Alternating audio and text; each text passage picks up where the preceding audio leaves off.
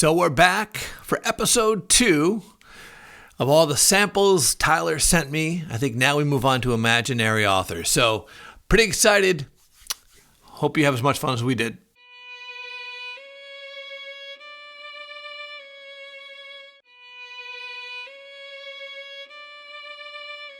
Well, I was thinking about going to the imaginary authors, right? Because you just did that. You probably did it a week ago, but I just watched it because I needed time. So, which imaginary author are you going to go with? So I'm going to go from, I'm excited about these, I have to be honest. Yeah. But I'm super excited for you, yeah. Because they're so indie niche. Yeah. Let's go with the one I'm least excited about to the most. And I'm only going to do, because we could be here all night, right? So I'm going to do 4 of these, okay? And the ones I picked out to do, because I think these are the ones that you had kind of in your top. I have Whispered Myths. Is that one that you had? Okay. Yes. That you really liked. I have Falling into the Sea. Yep. Sundrunk, and the one I was most excited about was The Cobra and the Canary. Okay. So I want you to try this one too, because like I said, we can be here all night. Yeah. Slow Explosions. I saw that one. I want to get your take on that one. So I actually don't have any of those with me. I ordered Cobra and the Canary. Slow Explosions, St. Julep, which I think you have, and then one other one, but St. Julep. So let me get that one too, because I remember I forgot that was one you liked. I couldn't remember. That's actually favorite. It really? All right. Yeah. Well, St. Julep. Okay, I got that one. Yeah. Is that the same color as Whisper? Oh, okay. I'm kind of. It's like a greenish color, I think. Slow Explosions. All right. Yeah. That one I'm really curious to see what you think on. Okay, now this is not. I want to make sure I'm not. Okay, these are.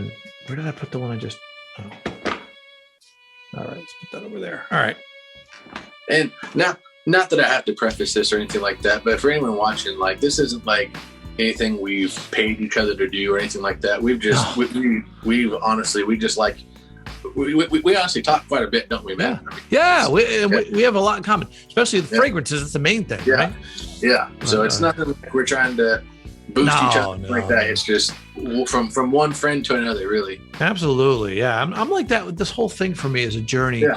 I'm learning a lot. I've been a frag head for a long time. I didn't know that was what it was called. And I just collected fragrances, so many. I told the story before. I had to give some away. My wife was like, "What are you doing? This is crazy." Yeah. And so I just had all my friends come over. I put fragrances, everything, but like I kept, my Tom Fords I set aside. My John Vervatos I set aside, but that was almost it. And I just said, okay, have at it, have whatever you want. And but then I'm back. Oh, man, I'm the same way. So I'm gonna do the Slow Explosion first, then, because I have it in my hand. Let's do that one. Yeah. Okay. Yeah, I'm really curious to see what you think about that one. Okay, I'm gonna wait a second. Yep. Whoa! Wow! I gotta sniff of that right away. Actually. Yeah. Now that's interesting. Right. Wow. You know what the notes are in this? I remember some of them. Yeah, there's rose, there's rose. leather. I get the rose. Leather. Yeah. Right. Okay, makes sense, because I was like, there seems to be an underlying leather. That's on the base, right? It's got to be in the base, of course. Leather's always in the base. There's rose, leather, and then my favorite. Honestly, this has been really like popping up as one of my favorite notes. There's apple. Did you get any kind of apple in there? Yeah. Okay, that might be what it is. There's something throwing, because everyone does rose and leather, but there's something throwing it off that makes it unique. Yep. What is this called? Whispered Myths? Wait, that was Slow Explosions, right? Oh, sorry. I'm glad you said that. Slow Explosions. Wow. Yeah. This is like super unique, and I'm trying to figure out what it is that's making it. It's got, maybe it is the apple, because I don't think people do apple and leather. Yeah. Oh, so they don't do, what's interesting about this is they don't do, at least they don't do a pyramid. At least they don't tell you they do. Right. Okay, well, so they also do something that's super cool. Is like they give you an imaginary note that it makes you feel like this. And so I forgot what the imaginary note on that one was. I wonder what it is, because I know and then what do? They try to create it somehow, I'm guessing, right? Yeah. So I don't know what the imaginary note is, but I have the notes up in this: leather, saffron, apple, rose, benzoin, cashmere, and this is super unique. You know what it reminds me of? Yeah. I don't know what the story is, but man, this is very interesting. Do you pick up on the saffron at all? Because I didn't really like in the initial opening, but as it kind of dried down, that saffron kind of sweetness really kind of started to come out. Yeah, maybe a little. There's something. It's very interesting. I'm trying to place this. This smells familiar, but not as a scent. It smells familiar to a place, and I can't figure out what it is. Okay. They did a good job on this. I really like that one. It's good. I got to make sure. Yeah, Josh Meyer, man, he's done some really cool things. Like he puts notes together that you wouldn't think would work, and I mean, you have amazing fragrances. So. Yeah, man, that's his name. Is he the perfumer, or the guy who owns it? I want to say he's the perfumer, and he's the one that started it up. So I think he kind of does everything. All right, cool. All right, so let's do Whispered Myths. Whispered Myths. I believe that's the one that has cantaloupe in the opening, if I'm not mistaken. So what is it? Cantaloupe. Oh, I heard you. That's right. I remember you talking about this, where you're a little surprised by it. Yeah. Yeah, I'm having to go off just memory of what I smelled. So forget. Like I said, it's a kind of an impromptu video. Anyone watching? Yeah, so, I get it right away. Yeah. This is a very, that's the I think the testament to a good indie house is doing something unexpected, which is wild because to me, I had no idea. Oh yeah, that's very interesting. Right. Is there a tobacco in this too? Is there like a melon and tobacco? It didn't say so, but I mean, I definitely get some sort of woody nuance in there, almost like either tobacco or. I'm trying to think of the one. Man, it's almost like, which by the way isn't a bad scent. Okay, it's a melon, some kind of melon. Yeah. But a wet wood. You know how wet wood smells? Like right after a rain, right? And you're walking in the woods and there's that log. I must get that. Almost kind of like a mossy. Yeah, there it is. Yeah. Yep. A mossy wetness. Yeah. No, that's really interesting.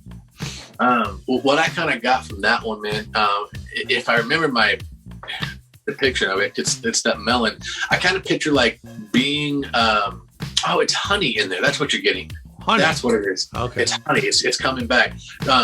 You kind of like at a picnic in the springtime or the spring or early summer, and this breeze rolls in from the woods and you're eating cantaloupe. And so you kind of get that woody smell from the wood being nearby. That is. You get that melon.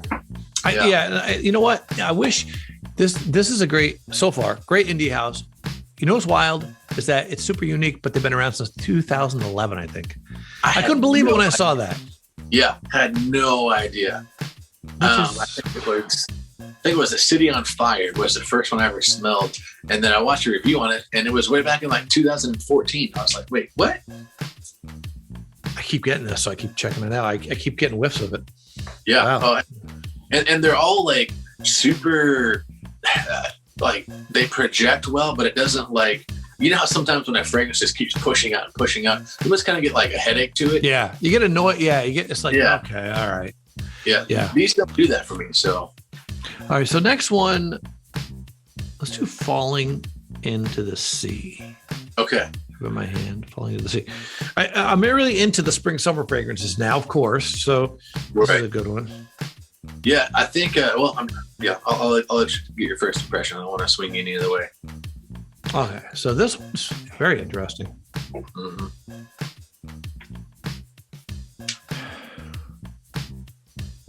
So I'm assuming it has some water notes. It has to notes, but there's a sweetness. So there's a fruity accord of some kind. Do you get like almost like a tartness, almost like to that fruit? Yeah. So is it a lemon? It's got to be a lemon, right? Lemon? I think it's lemon or it's tangerine, because like sometimes tangerine can be kind of tart. You get like this really tart, bright, fresh opening. And then as it dries down, I mean, I'm sure you might even kind of be expecting. This is damn good for a summer fragrance, even a spring fragrance. Because this, I haven't smelled anything like this. Yeah, and there's some floral notes behind it too. Are you picking up that? Yeah. I got to find out what's in it. It's driving me nuts. Yeah, definitely floral notes. It's very fresh smelling. But exactly what they're going for. This smells like the water, the mist that comes off the sea or something. Yeah. That's what it really smells like. Wow. I got to find out what's in the Smalling Into the Sea. Kind of the best picture I got from this, man. You ever, like, as a kid, did you ever go to the lake or something like that? And you were like, went on a rope swing and you jumped off the rope into the lake? Yeah. Oh yeah. You used to do that with Saratoga, Adirondacks. Yeah. Yeah. So that kind of feeling, as soon as you hit the water, you're kind of refreshed, but like you're invigorated at the same time from like the adrenaline from, jumping, like all that encapsulated. You get like the air, you get the water, you get some of the floral notes from the trees and flowers around you. Yep. You know what I mean? You know what it has in it? I don't have one fragrance with this note in it. Lychee. Lychee, yes. Lychee is a very, very unique fragrant note. I don't know too many fragrances that really contain that note. It has lychee, grapefruit, and lemon, and bergamot. So, and then exotic floral notes. Yeah, makes sense. Go ahead. Sorry. No, go ahead. No, I was gonna say I think that bitter tartness is coming from the grapefruit. Because you know how grapefruit can, like, you ever ate a grapefruit or drink grapefruit juice? It's almost kind of bittery, like sweet but sour. Yep.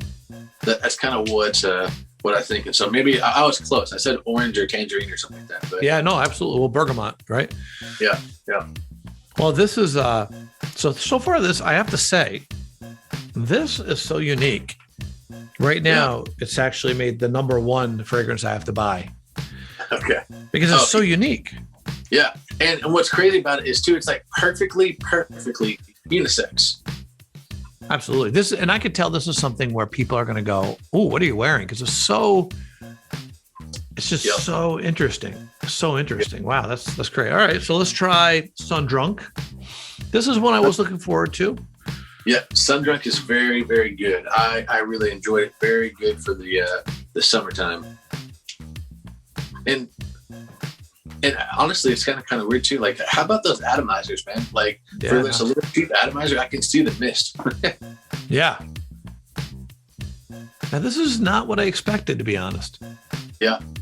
So I thought this was going to be, in my mind, I thought you're going to just get a blast of citrus, which you don't really get. Right. But it's interesting.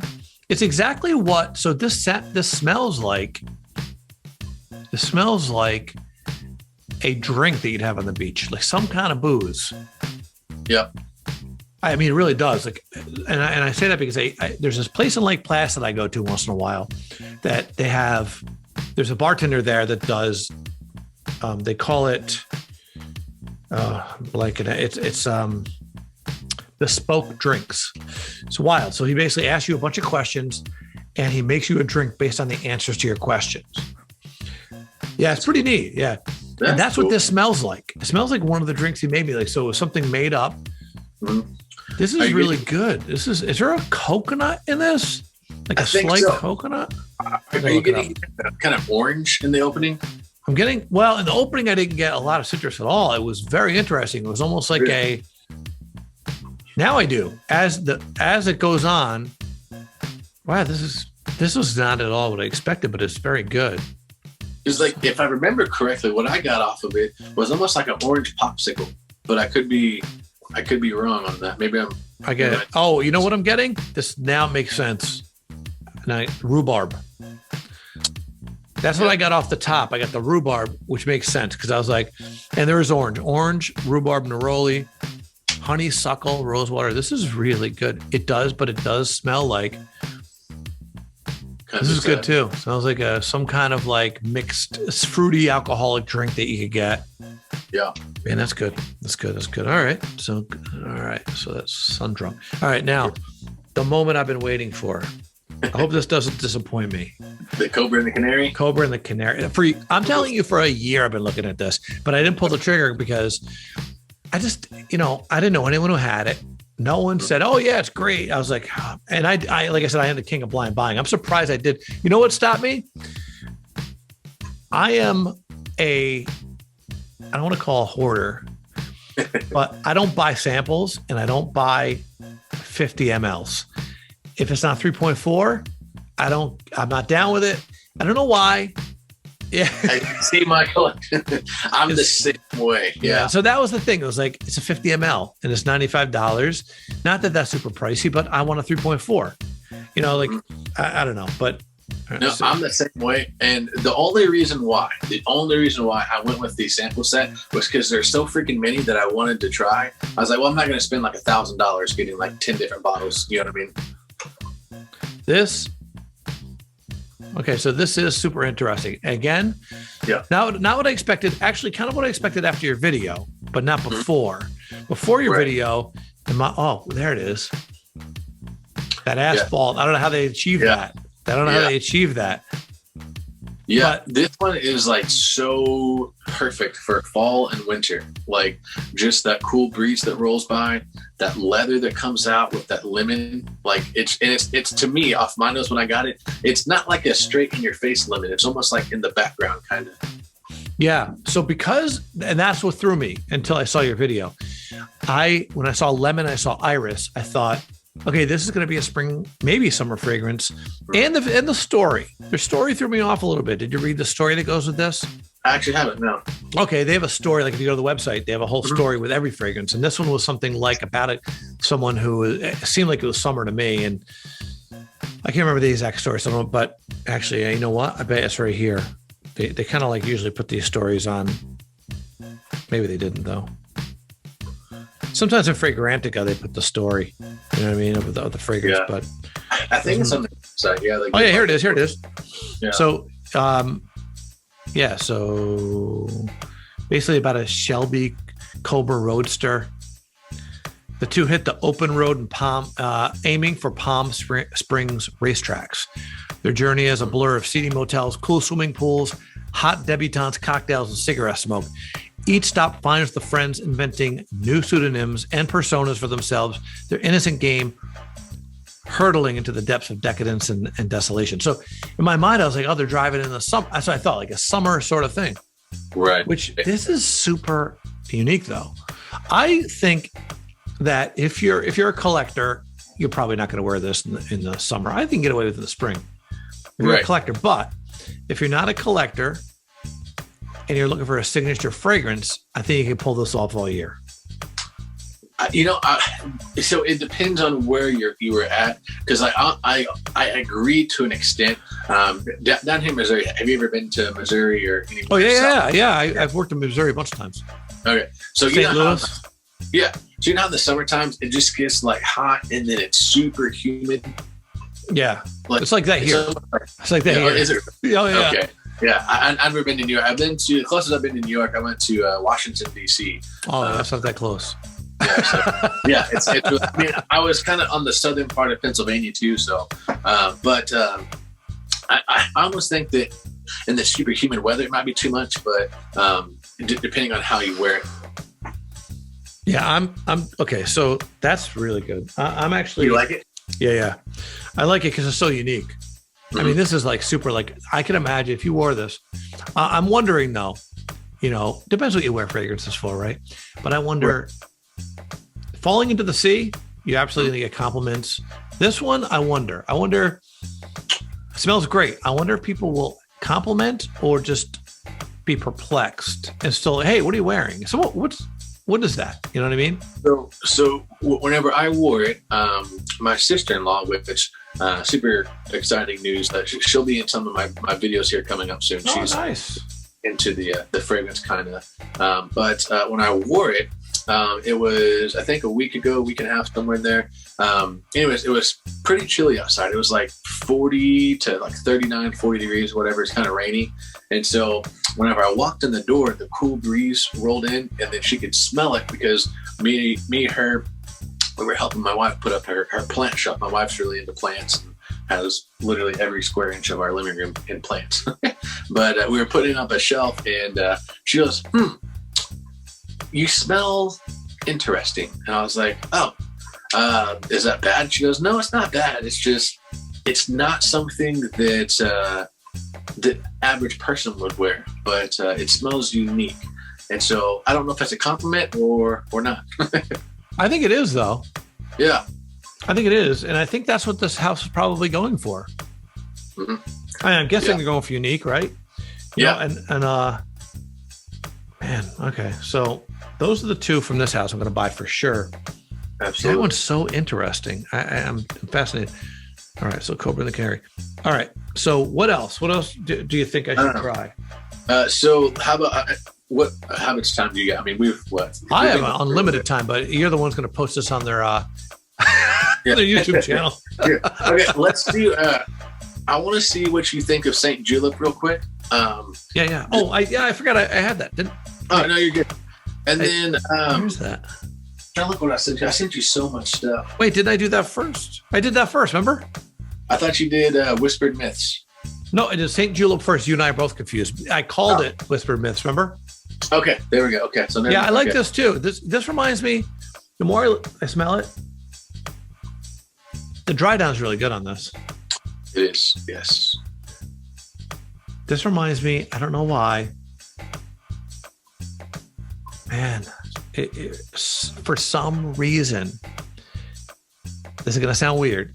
It reminds me of 90s alt rock. Not alt rock like Pearl Jam. 90s, actually, I should say early 90s, like British invasion alt rock, like the Smiths, the Sundays. Because I used to go to this club called the QE2 in Albany, which is like all black inside, and it did all the, it had alternative dance night, and right. And for some reason, this reminds me of that. And I don't know why, but it does. Yeah, no, I really like this one too, actually. I'm glad you reminded me. Yeah, no, it's good. I kind of get like, in the dry down, do you get kind of a Baccarat Rouge 540 vibe? Oh, that's interesting. Do you get that? Yeah, a little bit. Yeah, it's got that sweet sugar cube that I'm assuming, obviously, it's not sugar, but it's like a saffron. You definitely get the saffron and jasmine. I think that this would be a compliment getter too. It would. Absolutely. Yeah. Absolutely. Because this is it's unique, but it's very nice. That's the danger with unique fragrances because I deal with this in my industry, right? You know why there's so many TV shows that are alike? Because once a TV show hits, everybody knows that people like it. And so the studios are looking for other shows like that. They're not trying to be unique. They're going, oh, people like, for example, people like American Idol. Oh, well, let's do The Voice, right? Right. And so that's what happens. And so I think fragrances are very much like that. I think once everyone figures out, oh, people like Sauvage. Okay, let's do a bunch of fragrances that are similar because we know people like that. And so these aren't doing that. And so there's a danger to that for them, right? Which apparently there isn't because they've been around since 2011. So it's worked for them. And so that one, though, I think is unique and I think it crosses over. I definitely think that's a fragrance that people would really like. I think that kind of rides that line of like compliment, but at the same time, unique, Yep. Damn. I don't think I will say this though. Falling into the Sea didn't dry down as nicely as that one. Yeah, it's got kind of a sharpness to it. Yeah. Yeah. I mean, it's still nice, but. Yeah.